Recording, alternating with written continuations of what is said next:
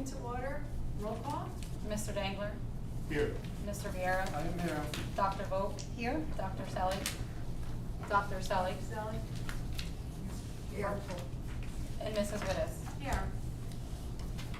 I hereby certify that this meeting has been published in the newspaper in accordance with the Open Public Meeting Act and posted as required by law. Thank you. The first item on the agenda is to amend ordinance chapter 116 beaches, additions, changes. Lieutenant Shirley, please come up. Hello, how are you? Hi, good evening. Good evening.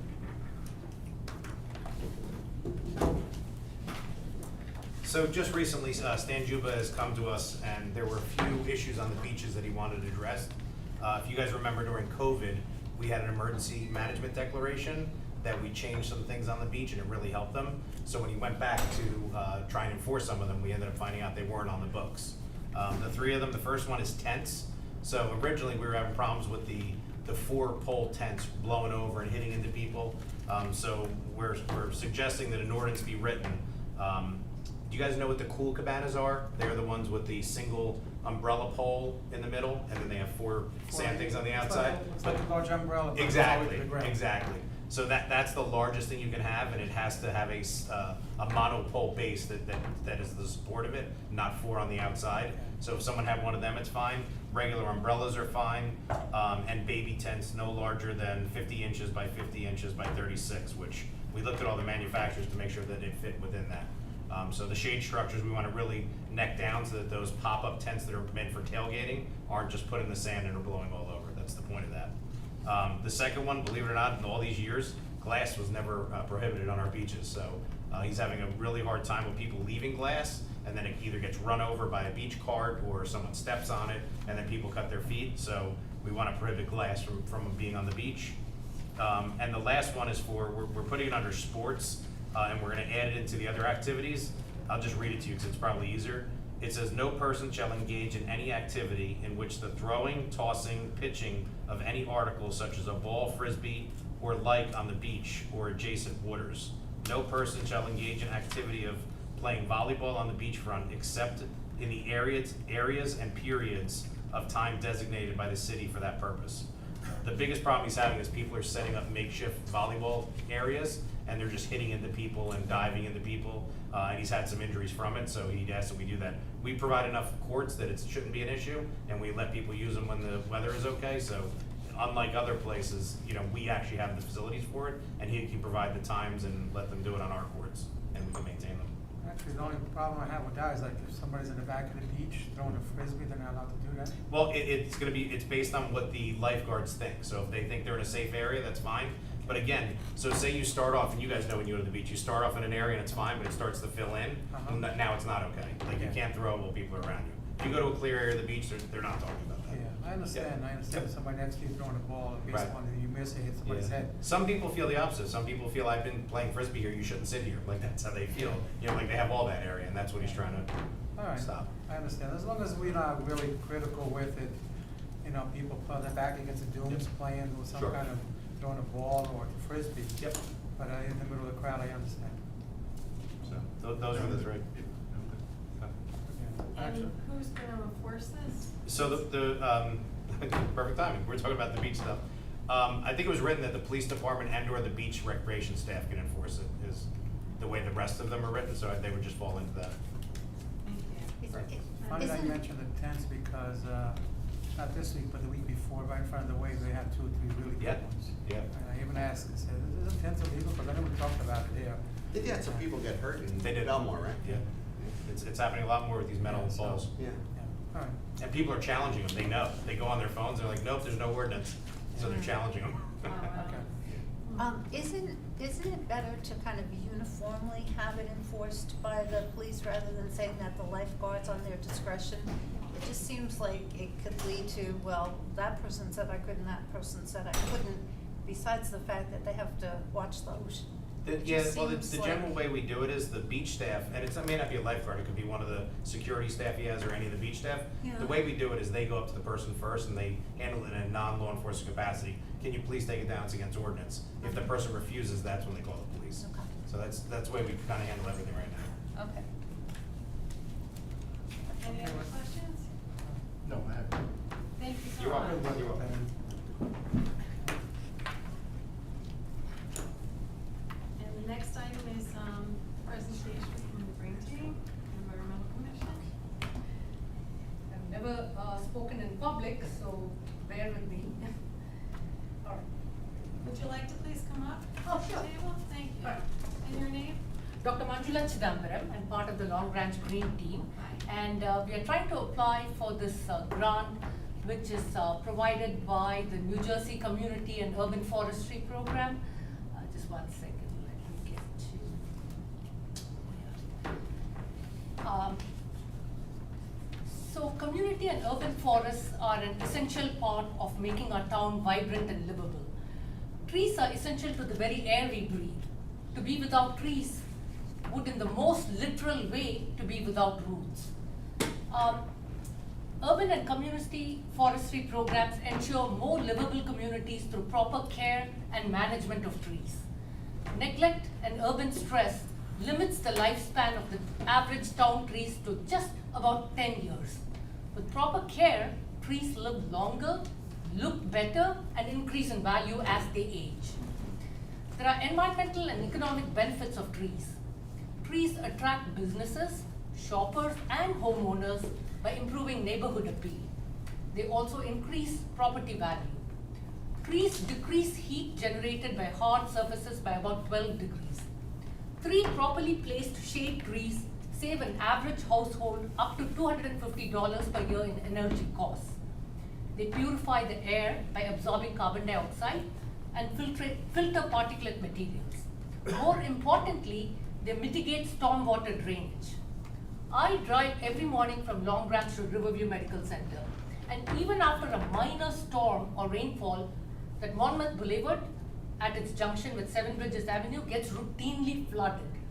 Trees absorb water, prevents sewer overflow, and saves communities millions of dollars in water treatment. Trees shade roads by their canopy coverage. Both above and below ground, trees are essential to the ecosystem in which they reside. Far-reaching roots hold soil in place and fight erosion. Trees absorb and store rainwater, which decreases runoff and sediment deposits after storms. This helps the groundwater supply to recharge. It prevents transport of chemicals into our streams and rivers and prevents flooding. Fallen leaves, of course, make excellent compost that enriches the soil. Trees control climate by modulating the effects of sun, rain, and wind. Leaves absorb sun's radiant energy, keeping things cool in summer. Trees also lower air temperature and reduce heat intensity and greenhouse gases by maintaining low levels of carbon dioxide. So the New Jersey Urban and Community Forestry Program, they offer this grant in 2 phases. The first phase, for which the Long Branch Green Team is trying to apply for, is to actually count the number of trees that we already have and assess their health and resiliency. The second phase, which is not what we are applying for, which will follow the first phase of the grant, is to increase the size of the urban forest by reforestation and planting trees. An old Chinese proverb says, the best time to plant trees is 20 years ago. The second best time is now. Let's get the grant and start foresting right now. Thank you for your time.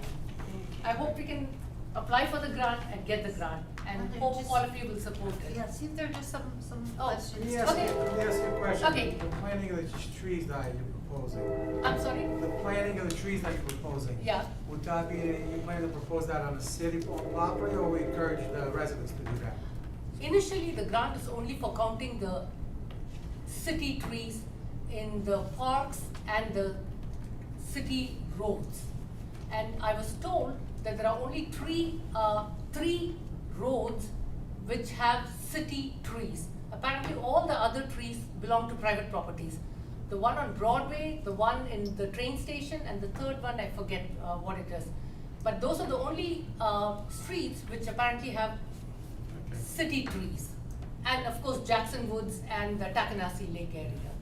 Yeah, Okay, we did Third Avenue, we did put trees in there. city trees, yeah? City trees, Okay, yeah. But what about the trees that are on the roadside of the sidewalk that belong to the city? Would those be included? I think they will be included, but I was also told that some of the roads are county roads and they are not counted as city trees. This is what I was told. I don't know the details of it. I don't think there's only 3 roads that have city trees on it. I think most of them do. Well, you gotta remember that most of the streets, you got that piece of property between the sidewalk, and that doesn't belong to, even though the city belongs to the city, but actually the homeowner maintains it. No, it's not a question Not of that one? maintaining, those are, but that's city property. It's on the roadside. Yeah, no, that's all city that's all city property. So I don't know where you got the information that there's only 3 roads that have city trees on it. I think almost all of the tree-lined roads are city property. Because, I mean, right off the bat, remember when they paved Woodgate Avenue and sidewalks, and they wanted to take all those trees down? Those were all our trees. Yeah, because the sidewalks are all ours, and most of the trees are between the sidewalks belong to the city, so most of the trees are between the sidewalks and the roadway, and those are all city trees. So I'm not sure what the source of that information was, but you may want to talk to Okay. Stan Zuba, and Public Works would probably be the best source of that. Yeah. Okay. Manju, is that mentioned in the grant specifically? Because if it says that there are only 3 roads, that No, would no, no, okay. no, not at all. Influence the people reading. No, Yeah. we have to if we get the grant, then we have to get foresters, to actually count the number of trees. We have to give the contract to, like a company like Davy Tree Company. We have a contract with CME. Forester, CME, right? CME. In fact, we're awarding it for this year tonight. Yeah. We already have a contract with somebody Oh, that does okay, that. okay. Well, this would be to actually go out and do an inventory. No, I understand, but what I'm saying is that we have a contract with the forester, we go out every year for that, we do RFPs for that every year. Yeah. So there is some money, we don't fund any services by them, but if you got a grant, then you would get a proposal. Yeah. So are you saying that there is a forester in Yeah, our, we do it in our city Mhm. employee? No, it's a contract. Contract with the- It's our city engineer, CME, Oh, okay. but they get a contract for that every year. Oh, okay, yeah. When do we expect to hear, on the grant? I know it's. 8th is the last day for applying, 3 days from now, 2 Yeah. days from now. Yeah. And then within 2 weeks they decide. Oh, wow, Yeah. okay, good. By end of July it is. Yeah, okay. Does anyone else here, do you have any questions? No? Thank you so much. Thank you. Here it is. Yeah. It's Thank you for your statement time. Yeah. Intent to Thank provide you. matching from New Jersey, no, I'm sorry. No. Yeah, it yeah, is no, it's matching here, funds though, John, Yeah, no, it is here. Yeah, it's, one towards the end. 183.22. Yeah, 183. Hang on. I think it's the Yeah. last but one resolution. Right, the Yeah. resolution Urban is in engine, here. yeah. Well, that's a resident with the intent to provide the No, match that's the funds for the grant. Mhm. No, but what I'm saying is that there is Yeah, it was here. I just don't see it, but it is here, because I know that we award it every year. I saw it, I did see it. Yeah. Thank you. Does anyone Thank have you. any? Thank you. Yeah. Thank you Yeah. so much. Thank you for And coming. thank you for being Thank part you. of our environmental commission. Yeah, thank you. Appreciate it. It's 172, Mayor. Approved forester certified tree expert. She's the new chairman? Oh, I don't know. No, she's just a member No, not of the green. of the. Oh, she had the green team or the environmental commission? Green. Environmental. Yeah, you know, she's on the, I know her from just being on the environmental, I don't know how that separates green team and Yeah. environmental, yeah. Okay, so the next item is old business. Does anyone have any old business to discuss? No.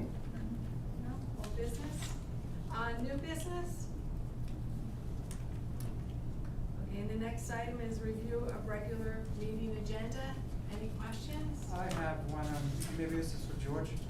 164 resolution, the Manahasset Creek baseball court resurfacing. Yes. Is that, are we gonna get new bids, or are we just putting a stop to it? No, I spoke to Laura, and we are going to pursue grant funds. Our existing budget for that was out of Jake's budget. Okay. The total of the two, the base and the alternate, were almost $200,000. He had about 115 budgeted for it. Laura said that we've identified a grant that we think we can get, so we're gonna delay going out to Okay. rebid, because we think we can get funds elsewhere. As soon as you said the word delay, Yeah. thank you. I did call her to find out why we weren't going back out, that was the reason. That's it. Any other questions? I need a motion to close the public portion of the meeting. Second. All in favor? Aye. Opposed? I need a motion to adopt a resolution to go into executive session for the following items. Attorney-client privilege, sewage authority, business administrator Jackson, recreation program, business administrator Jackson, commission board appointments, council member vote, litigation, Kushner versus Long Branch, attorney Renaud, Long Branch Partners versus Kushner, attorney Renaud. So moved. Second. All in favor?